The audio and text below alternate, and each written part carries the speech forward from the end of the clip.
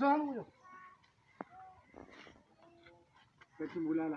Allah ta mace Aikin da kai yayi kyau. Allah ya baka masa. Allah ya saka ma da alheri. Amin. Allah shi albarka. Amin. Allah ya saka gama lafiya. Amin.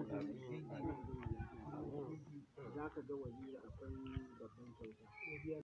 Ko kuma sarkin bolala ka same ni akwai sako a gurina. Ku kuma abin da kuka yi yayi muku kyau.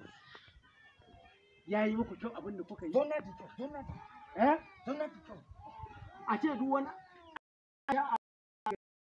sai a ciki ne ku ne satan kaji ku sata a gona ku ne to ba zai yi ku lalata man gari ba ba zan lamunta ba dole ne ku kirki ku zama masu yaran kirki.